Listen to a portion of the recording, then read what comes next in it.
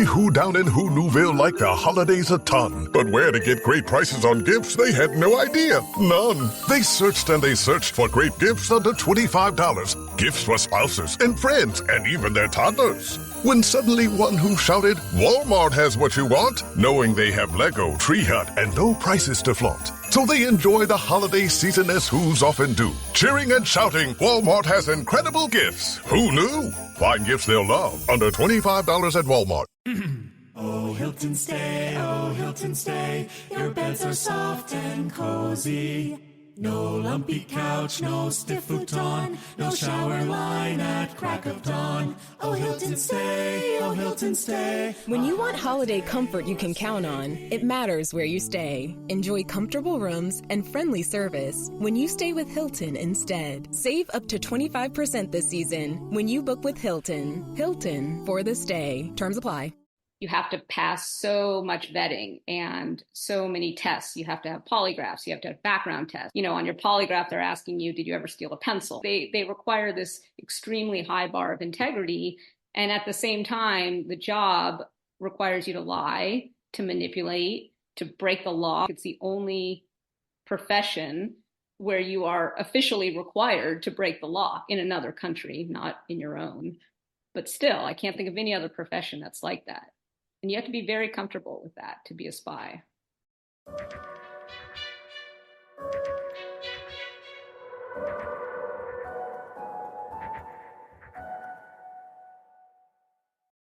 Welcome to the Spymasters podcast. I'm your host, Antonia Senior. I'm a journalist and a writer, and my mission is to bring you all the best writers in the field of espionage, fact and fiction, historical and contemporary. My guest this week is the brilliant debut novelist I.S. Berry. Her new book, The Peacock and the Sparrow, is wowing critics and winning prizes. It's set in Bahrain during the Arab Spring, and Ilana draws on her experience of spending 6 years working as a spy for the CIA and of watching the Arab Spring unfold when she, like her protagonist Shane Collins, lived in Bahrain. It's one of the best debuts I've read in ages, and I couldn't wait to talk to Ilana. It didn't disappoint. We talk about her time in the CIA and how it's fed into her fiction.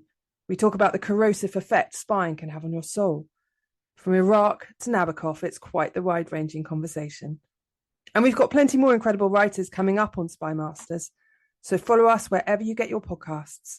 Follow us on X at SpyMastersPod. Never miss an episode.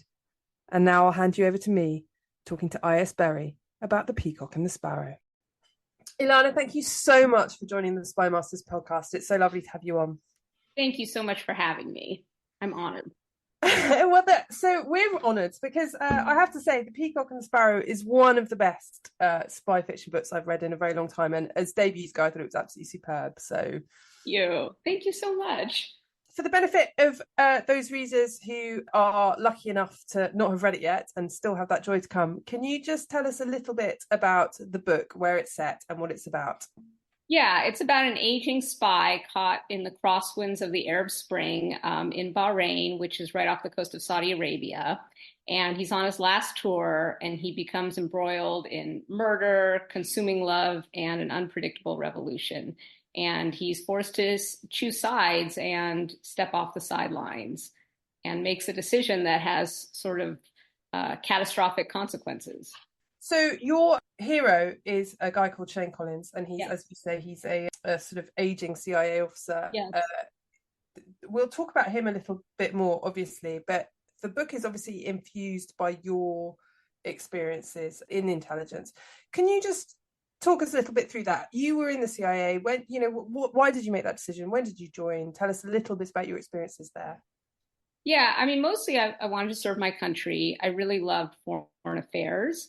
And this was a way for me to be overseas. But I have to say, I was there 6 years as a case officer. It wasn't a great fit, to be honest. It's a job that requires a lot of manipulation. You're trying to convince someone to betray their country or their tribe or their family. So it wasn't the right job for me at the end of the day. And I think that comes out in the book because I think my kind of distaste for the profession comes out in the book. It really does, yeah. I tried to make Shane Collins sort of espionage embodied. and he's really worn down. And I think you can see the toll that espionage has taken on him. And that was sort of my goal, was to show the toll that manipulating takes on you. They say what with your debut, you write what you know, but a lot of debuts, the protagonist is a thinly veiled version of yourself. I mean, this guy, he's middle-aged, he's male, he's lazy, he's an alcoholic.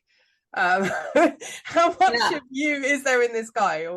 Very little on the surface. I mean, obviously I'm not male. I'm happily married with a son, and I'm not an alcoholic. I actually don't drink at all. And so on the surface, nothing like my protagonist, but I do think I share with him that sort of distaste for the profession. I mean, even in 6 years that I was there, I spent a year in Baghdad during the war, and I really felt worn down by it. And I also feel like, I reached a point in my life in middle age where I felt like, what do I want to do with my life? What do I want my legacy to be? And that was why I wrote the book. I'd always wanted to be a writer, and I knew I wasn't getting any younger.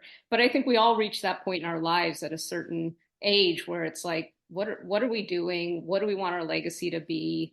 What are the really big decisions we want to make? And Collins, I think, faces that in the book. He has sort of a reckoning.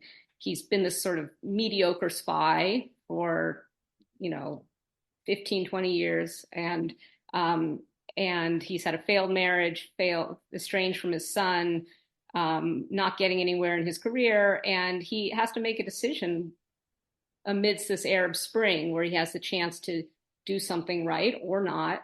And I think he has to have that reckoning. What is the legacy he wants to leave?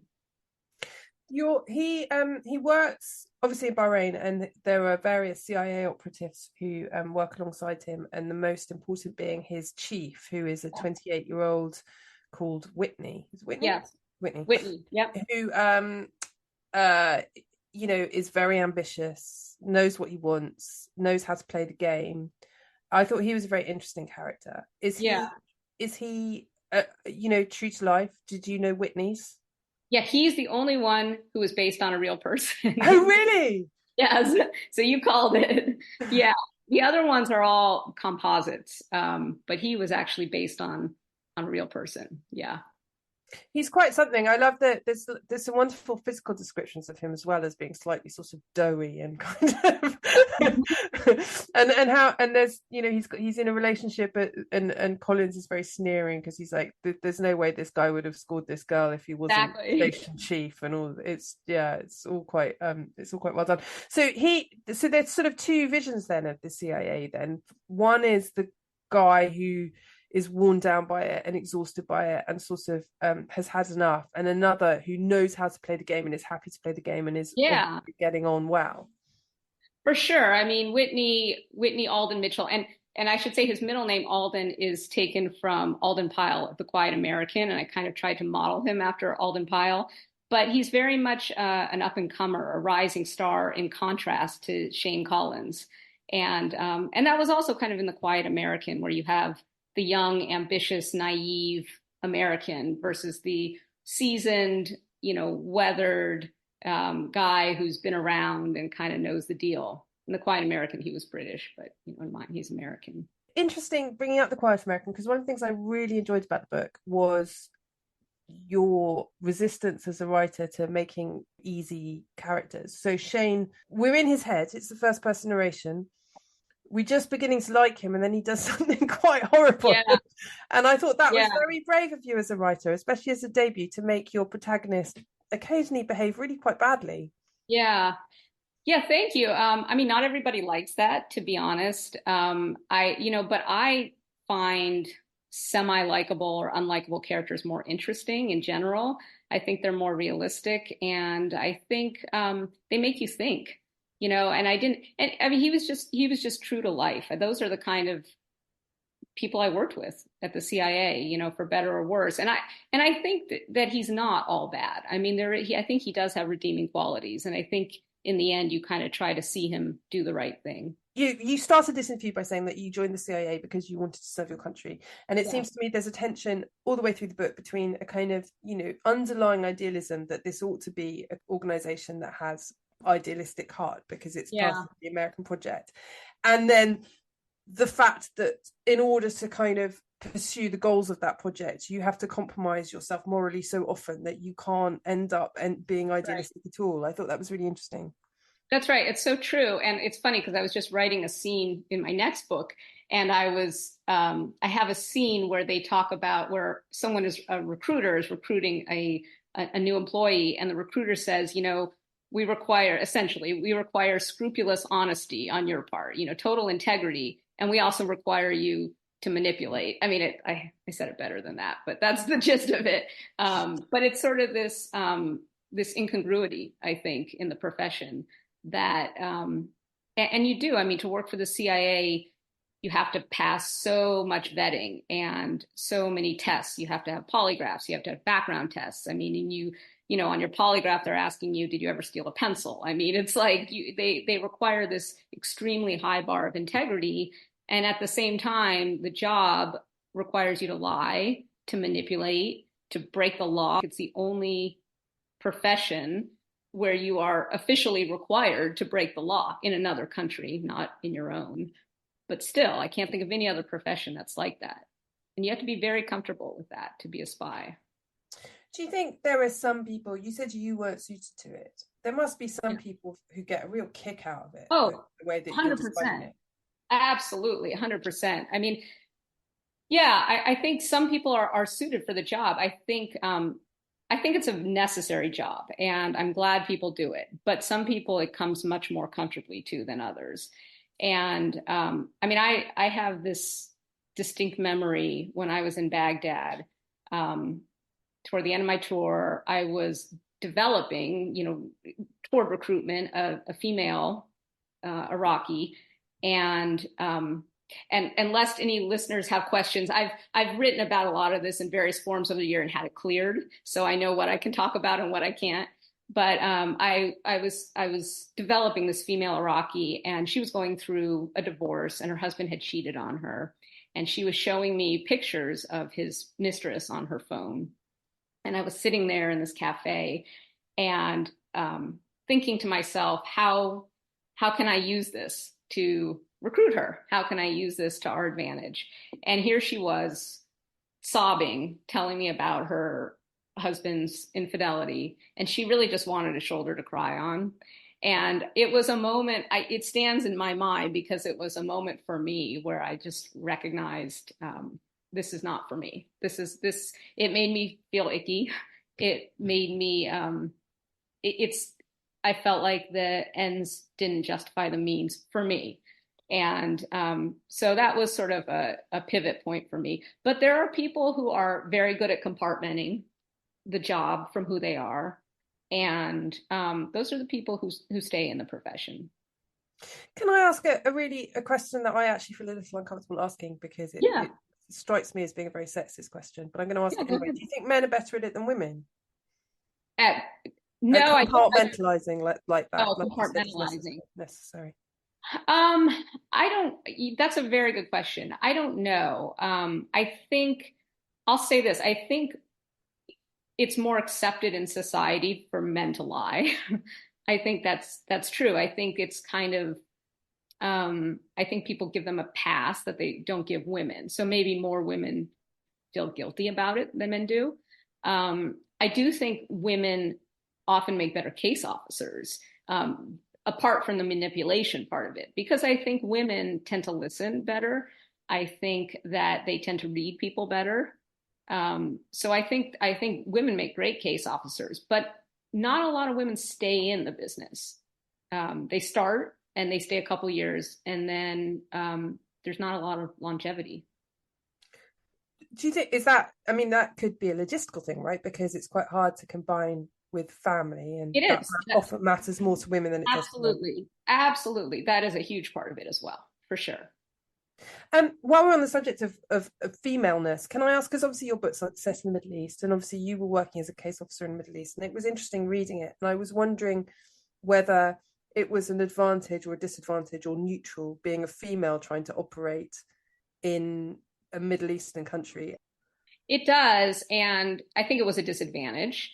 I was in Baghdad for a year, which was a little unusual because we were mostly inside the green zone, which was an atypical environment. It wasn't like we were going outside. We did on occasion go outside the wire into the red zone, but we would go out in armored vehicles and come right back. We weren't out wandering the streets. We didn't have to wear local attire.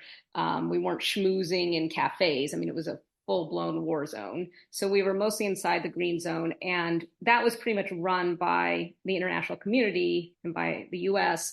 So Iraqis who came in knew what they were dealing with. It was like a little Western bubble. So that was a little atypical.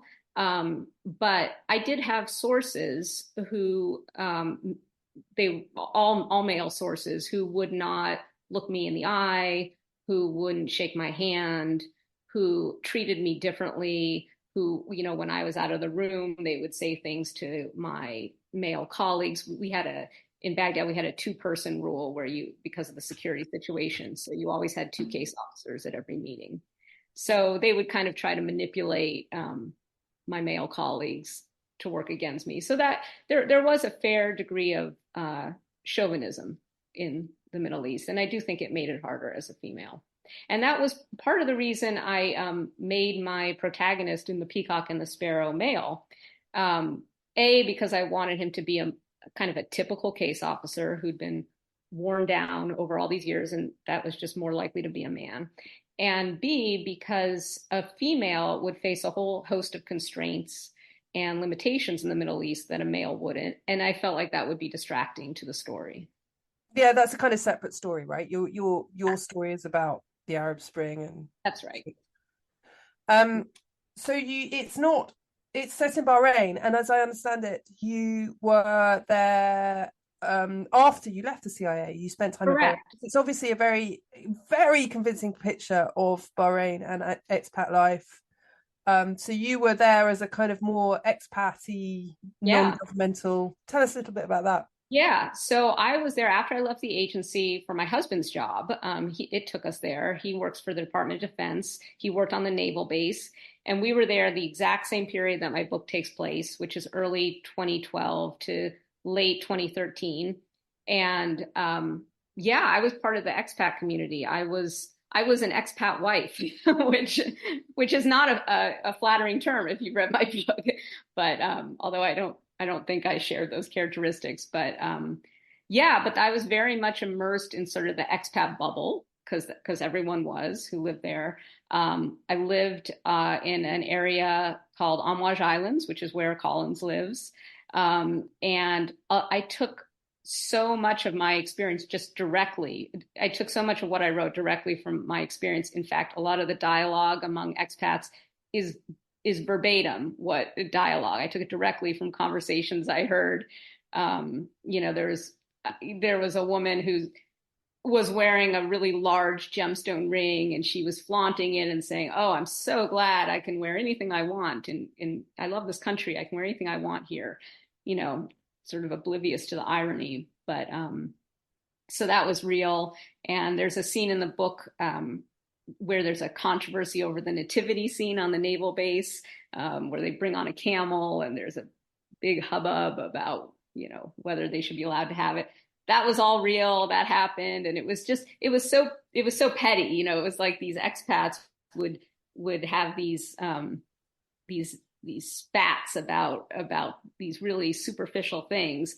Meanwhile, these kind of tectonic forces were consuming the island in the form of the Arab Spring. It's so incongruent. It's so interesting hearing that you say that that's all based on real life. I found it really, it was almost funny in places, the sort of expat wives in your book sort of talking about their boob jobs and the real thing.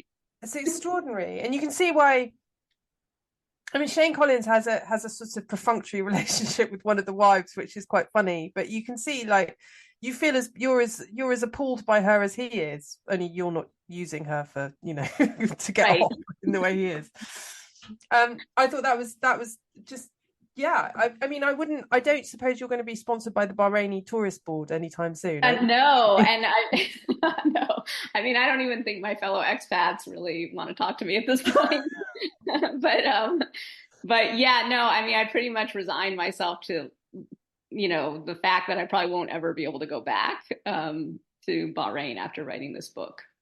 It reminds me actually of and this is a huge compliment. It reminded me of a novel by Hilary Mantel I'd read about being an expat wife in Jeddah. I think she was in, and you know, the kind of the monstrous tedium of, you know, living in the bubble with maids and everything. Yeah, I mean, it was a little disappointing to me because I felt like, you know, my fellow expats kind of lost their values when they went over there. I mean, they just kind of became, they adopted sort of the mindset of the ruling class when they were over there. They forgot, you know, who they were as Americans, that were, you know, a country of freedom and principle, and, you know, they were all about their live-in housekeepers and their Sunday brunches. And the other book that it really recalled to me was I read a book earlier this year, and I interviewed him for the podcast. Actually, it's a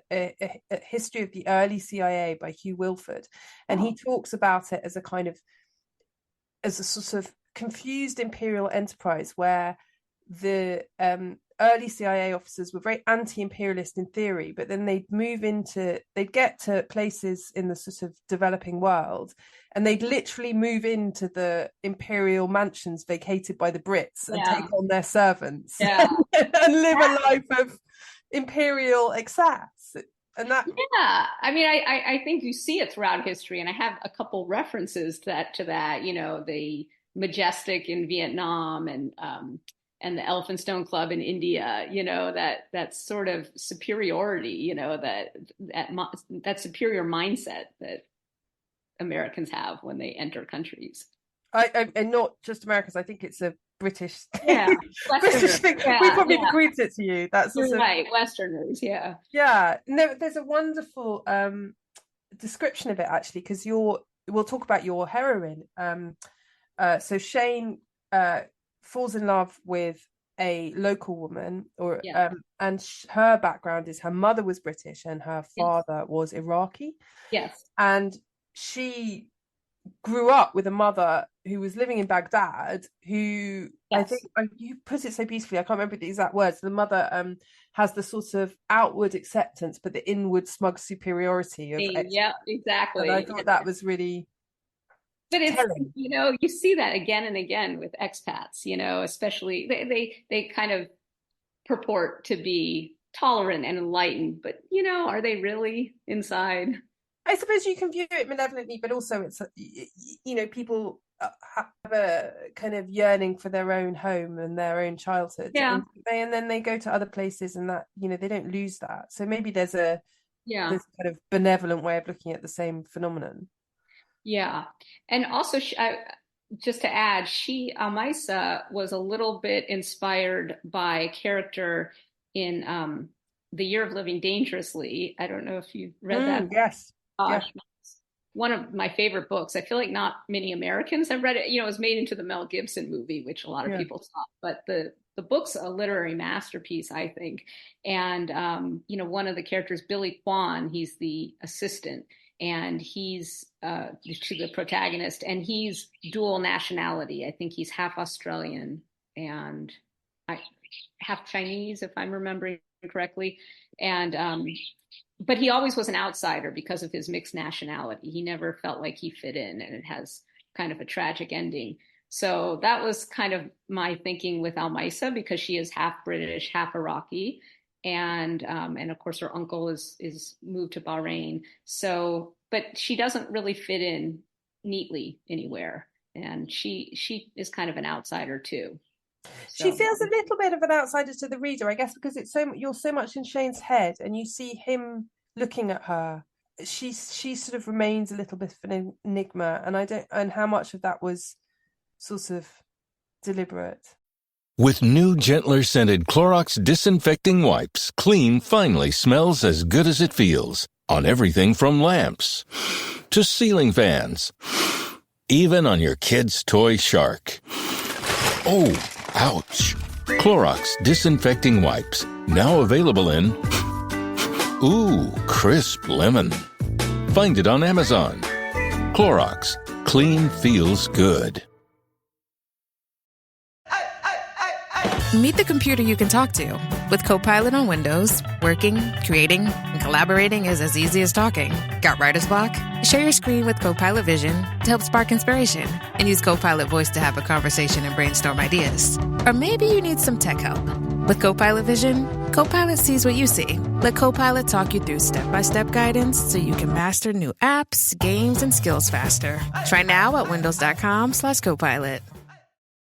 100%. Yeah, it was deliberate. And there's a line, I think, in the book where he said, when she starts telling about her childhood, he says, it was such a deluge of information that it almost distracted him from his instinct that there was kind of more behind the gates. Because, and the whole book, and also, just as sort of a literary device, she has a scar on her face, and people ask me, well, what was the scar from? And my agent asked me that when I first submitted my book. And I never tell the reader, because I just think it's an important reminder that there are things about people you will never know and never understand.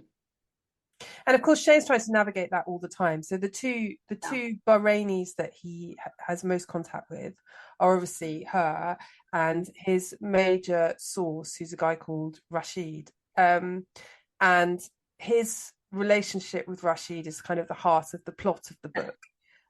So can you just tell us a little bit about that? Yeah, I mean, I drew a lot on my own experiences handling sources, and I wanted to convey the delicate nature of a handler-source relationship, how inextricably linked it is. That there's a line in there where Colin says, a handler-source they're closer than lovers, and it's one person fails, so does the other, and vice versa. One person succeeds, and so does the other. And I found that to be very true in my experience. And yet the whole time, I think, I wanted to raise the question in the reader's mind: who's really handling whom? Is Collins? Because at the beginning you think, oh, Rashid is just a pretty straightforward source, maybe not the greatest source, but not a lot of hidden questions. And then as time goes on, he becomes a better source, but also there are more questions about, his motives, who he's really working for. And at the end, it's kind of like, well, what just happened? Was he handling Collins, or was it the other way around? But I think that's the nature of espionage. That was sort of my experience in my time at the agency. Was you never know if a source is telling the truth.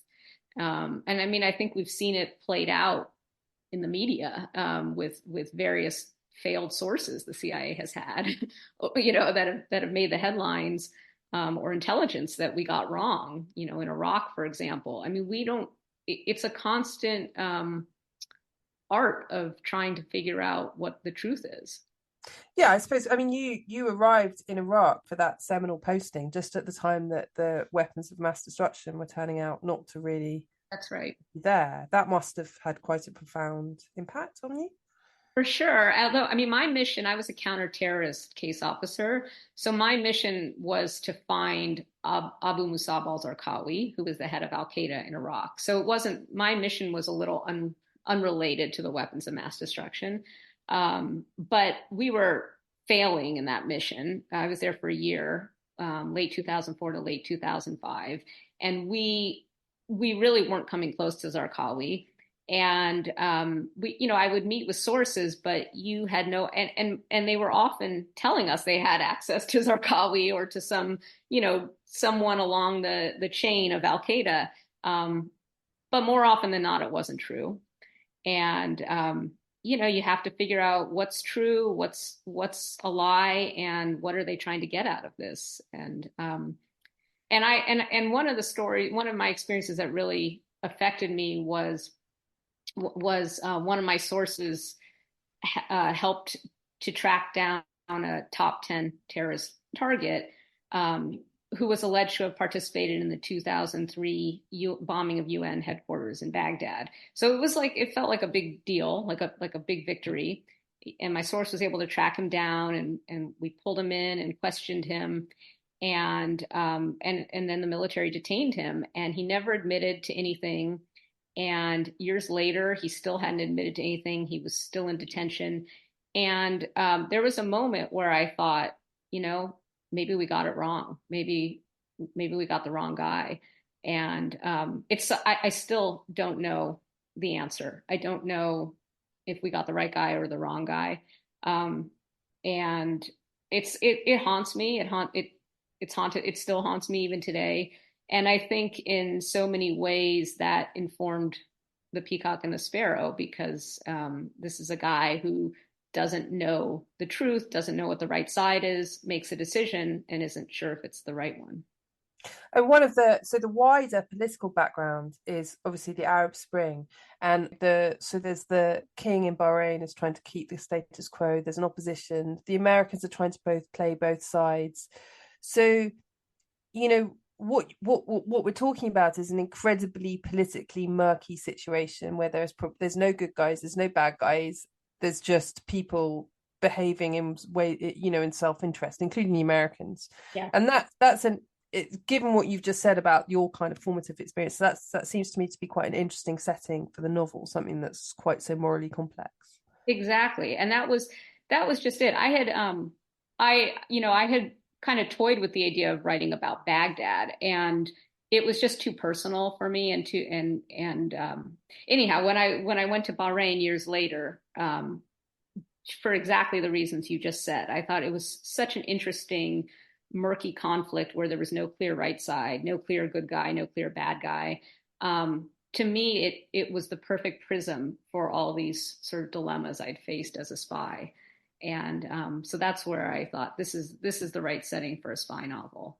And I think, that tricky calculus that was in the Arab Spring, I think you see it today everywhere. You see it all over in foreign policy arenas, where there is no clear good guy, bad guy. I think you see it in the Middle East now. There are arguments on both sides of the conflict, and it's a tricky job to navigate. I didn't set out to make a point that one side was right and one side was wrong. Not at all. My point was the opposite, that it was to say that, these situations are intractable, thorny, murky. There's no clear right side, and, intervene with caution, get involved with caution, much like The Quiet American. So I just want to talk a little bit about the decision to become a writer, because I think it's one of the things that I could see throughout the book, which I wondered whether this was conscious or unconscious, were kind of descriptions of spies, of being in espionage that sounded to me very much like descriptions of being a writer. There's a bit where you say, I've just marked it, it says, spies are nothing if not divining rods tuned to instantaneously detect anything shiny and valuable. And that seems to me to be a very good description of a writer. That's you in Bahrain, spying on the expats, storing it all up. I never thought of that. One of the questions that I remember when I took all this battery of tests to become a case officer, they give you written tests. And one of the questions is whether you would want to be a journalist, because they consider that a similar job, I think, along to your point. I always had wanted to be a writer, but I didn't think I could pay the bills as a writer. And B, I have various aborted attempts at novels over the years, including after college, I moved to Prague when every expat was moving to Prague. And I was like, I'm going to write the great expat novel, as everyone else thought too. And famously, nobody did in that. This was in the 90s. Famously, nobody wrote a great novel. But I think I had nothing to write about. In my 20s and early 30s. And I think that, I legitimately wanted to be a spy. It was not in my mind ever that I would be a spy novelist. But having been a spy, it's such a rich and interesting profession, and full of so many kind of, at the risk of sounding cliched, existential questions, about what's right, what's the truth, when do the ends justify the means. And it had such a profound effect on me, far more than I anticipated. And even initially when I was starting the Peacock and the Sparrow, or whatever would become the Peacock and the Sparrow, after living in Bahrain, I thought Bahrain was fascinating. But even then I wasn't wedded to a spy novel. I'd actually started writing a thriller, thinking I just didn't want to didn't want to deal with spying and with the agency's publication review board. And I was like, I'll just write a thriller and maybe it'll have a tint of espionage. And then when I wrote it, the parts about spying were clearly the best parts of the book. It was clearly the parts that were the most authentic, that had the most emotional truth for me. So then I was like, I got to write a spy novel. That's what's inside me. And that's who I am. But it's also, I mean, one of the great things about it as a genre is the ability to explore all sorts of things that are quite profound, but through, a plot that's quite fun, right? Yeah, for sure. No, Quite you're a lot right. of more serious books, Yeah. might have a more serious point, but it's quite hard to get to be asked to turn the pages. And that's not true of a good spy novel. It's so true. And it's funny because, I told you I had toyed with the idea of writing about Baghdad as sort of a memoir. And I just felt like, even then I don't think I conveyed the essence of my espionage experience as well through nonfiction as I ended up doing through fiction. And like Tim O'Brien, who wrote The Things We Carried, he writes about the Vietnam War. I love him. And he has this wonderful quote that fiction is the lie that helps us understand the truth, or something like that. And I've really come to appreciate that. I think that's true. I think sometimes fiction can get at the essence of something better than nonfiction. Yeah, I think that's definitely the case. One decision though that you clearly made when you were writing this spy fiction is obviously a lot of spy novelists who deal with kind of more contemporary stuff, and this is 10 years ago, so I deem it contemporary, are faced with how much technology do they put in, and you've put in barely any technology. Yes. This is a human story. Does that reflect your experience, or was that a fictional decision because the technology is a bit boring? Tell me about that. Both. I didn't use a lot of technology when I was a spy. CIA is not nearly as tech savvy as people think it is. And B, I personally don't love a lot of technology in spy novels. I think it becomes obsolete. And I think, I wanted people to, I hope, read my book in 10 years or so and have it ring true then as it does now, and not rely on sort of outdated technology. Also, I do feel like sometimes technology can be a crutch in storytelling. Suddenly some high-tech gizmo solves the plot, tells you where someone is or what the answer is, or, who's to blame. And I wanted it to be a more human story. And also, at its essence, tradecraft is psychological in my experience. It's really about manipulating people, outsmarting your opponent. It's not about a particular piece of technology. So, there are plenty of spy novels out there, many of which are great, that use all kinds of high-tech gizmos. But there are fewer spy novels, I think, that really rely on just, intellect and psychology.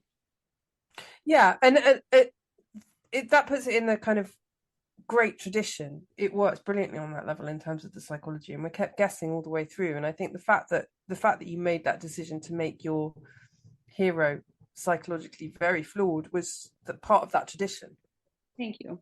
So when you were obviously quite young, you were in the center of, you were in Baghdad, you were, in the CIA, which is obviously an organization of enormous clout. And now you're kind of a writer, you're on your own and you study a lot. Like, do you ever look back and think you made the wrong decision to leave, or do you think it was? No. That's a firm no. No, like I said, it was never the right fit for me. I think, and I was single and unmarried the whole time I was there. But I mean, especially after getting married and having a kid, like there's no way I would want that lifestyle, especially a case officer who you have to go overseas constantly. And that can be tough on kids. Or if you go to a hardship post, you can't bring your family. So no, I found the job. I mean, in retrospect, I'm proud of my service and I can see the good in it. But at the time, I found it debilitating. And it really took a toll on me. When I got back from Baghdad, I absolutely had PTSD, though I didn't recognize it at the time. No one really did. But it was not, no, there's very little I miss. I much prefer being a writer. I'm very much an introvert, so which surprises people. They think spies can't be introverts, but I always say I think introverts make better spies because they listen, and they're not always just projecting themselves. But I much prefer writing about spying to doing it. You're writing a new one. Is that also spies? It is. Yes. Can you tell me anything about it, or is it too soon? Well, I've changed my course like 6 times. So, and I think this is the right course, but I'm like 90% sure it's the right course. I guess I can say it's a female protagonist, and it takes place in Europe mostly, and it weaves both espionage and the life of being a writer. I'll just say that. Okay. Wow. That sounds brilliant. I'm looking forward to that one already. You mentioned a few writerly influences, but it seems to me that we're in quite a kind of golden age of espionage fiction. Yeah. So who do you read? Who do you love? What's on your bookshelves? Well, I mean, The Quiet American, as I mentioned, is, I think, the greatest book ever written of any kind, spy novel or otherwise. I mentioned The Year of Living Dangerously. Yeah, I really like classic espionage. I love Le Carré, although my favorite is probably not most people's favorite. I love The Little Drummer Girl. Oh, right. Okay, yeah. Yeah, that's my favorite. I think it's a masterpiece. And, I didn't really, before becoming a spy novelist, I don't think I didn't read a ton of spy novels, honestly. I've always kind of been drawn to classic books, like Dostoevsky, or I love Lolita by Nabokov. I really love, and I loved like Jack Kerouac, On the Road, because to me that was the first book where the prose just jumped off the page. And I was like, wow, I mean, I would read this just for the prose. It's kind of about nothing and about everything, but it just, his writing style is so distinctive. So as is Nabokov. So I'm drawn, I think, to writers that have both style and substance. Funnily enough, I'd never read Lolita until about a month ago. And what'd you think? I thought it was unbelievable. It was so good. I couldn't believe it. It's so good. It's been all my life. I know, right? I mean, and it's what I love about the book is that, I mean, it's a monster of a protagonist, like the least likely the least likable protagonist you can imagine, and yet he makes him human and even sympathetic at times. Yeah, absolutely. And interesting you said Kerouac, actually, because I was thinking when I was reading you that there's a sort of punchiness and kind of boldness to your prose that sort of reminded me of some of those great American stylists. Thank you. So yeah, I can't wait to read the next one. Oh, thank you. And I strongly urge my listeners to read this one. Honestly, I know you've been garlanding praise everywhere, but it sometimes this praise is, everybody's the new Le Carré, and but I think sometimes the praise is overdone. But this one's an absolute belter, so I hope people read it. Thank you so much, Ilana. Thank you so much for coming on Spy Masters. Oh, thank you so much for having me. Thank you for listening. Don't forget to follow, tweet, spread the word, so that we can keep bringing you more brilliant writers talking about spies. Don't miss an episode of the Spy Masters podcast.